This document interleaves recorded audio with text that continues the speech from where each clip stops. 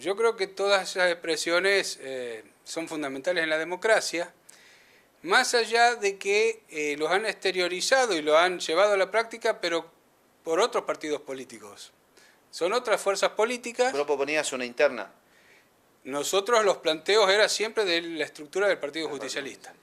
Es decir, nunca tuvimos en mente armar otro partido y enfrentar en las generales como fue el 19 de mayo. Nosotros teníamos que resolverlo el 17 de febrero. Por lo tanto, los plazos eran otros, pero me parece muy noble y muy saludable para la democracia, primero que podamos expresar lo que uno ve, lo que uno siente, lo que uno no comparte, como así también expresar sus propuestas, y bueno, y tratar de discutir las condiciones para que esas diferentes maneras de ver las cosas se puedan expresar, que es lo que venimos haciendo nosotros. Como legislador, ¿qué te reclama la gente?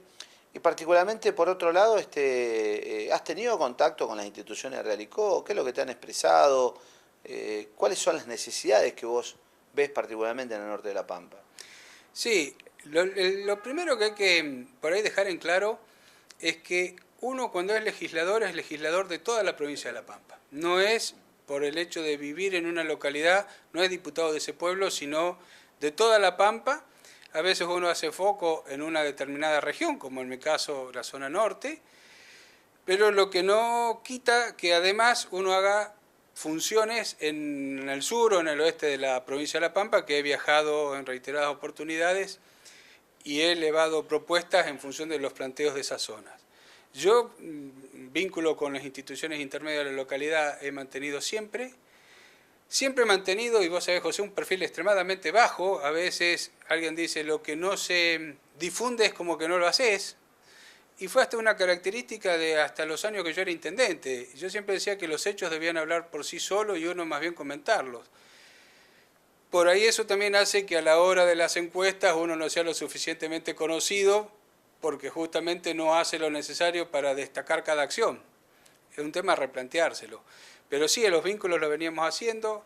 Las instituciones plantean las dificultades que se les hace hoy para sostener en funciones justamente las actividades, porque se está haciendo extremadamente costoso. Se le ha ido muy alto la energía eléctrica, muy alto todos los insumos, y en función de la función que desempeñan, si es deportiva, si es de contención y de servicio a los jubilados, a las cooperativas mismas. Es un momento muy difícil de la economía, los ingresos son muy magros, hay que buscar la combinación entre el gobierno y las instituciones y también los propios beneficiarios, porque ese es otro de los grandes temas que es histórico, es la apatía, es la no participación de la gente en las instituciones. Y bueno, todas estas cosas son renuentes. Uno lo que puede hacer es ser un poco portavoz de estas cuestiones y elevarla a distintos ministerios. También puede algunas ayudas económicas que son más que ayudas, atenciones, porque no resuelven de urgencia, no son fondos que uno le permite decir, bueno, hacemos un proyecto y con este dinero lo podemos empezar y culminar. Pero bueno, esas cuestiones se han hecho. Se ha hablado muchas veces de un Estado nacional gordo, con un enorme gasto público, y también, desde incluso a veces del propio peronismo, se ha hablado de un Estado provincial gordo, con un gasto público y una cantidad de empleos públicos, de ayudas sociales.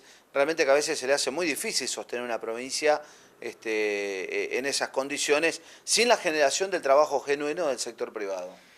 Es un tema que genera una discusión interesante y tal vez encontrar la síntesis se hace difícil porque para generar las condiciones de un empleo privado entra a jugar las funciones del gobierno nacional y las facultades legales que tiene el gobierno nacional, que son exclusivas del gobierno nacional, con las funciones que tienen los gobiernos de provincia. Cuando digo las funciones y las facultades legales y también las municipales, es una coordinación de las tres esferas de gobierno, porque si no se puede compatibilizar eso, es muy difícil generar empleo privado. Por más esfuerzo que pueda hacer una provincia, Si hay inflación, no controla la inflación la provincia. Si el dólar se escapa como se está escapando, no lo controla la provincia. Si se abren importaciones, no lo controla la provincia. La tasa de interés alta, que si es muy alta nadie va a sacar un préstamo para comprar una máquina, tampoco es un resorte de la provincia. Los impuestos nacionales no son resorte de la provincia. O sea, hay un montón de factores que generan condiciones para que la pequeña y mediana empresa pueda avanzar, pero esas condiciones macro son nacionales. Y un complemento de lo provincial. Cuando se generan estas situaciones tan de conflicto, es muy difícil generar políticas provinciales o municipales de desarrollo, porque va a chocar con una realidad que no domina.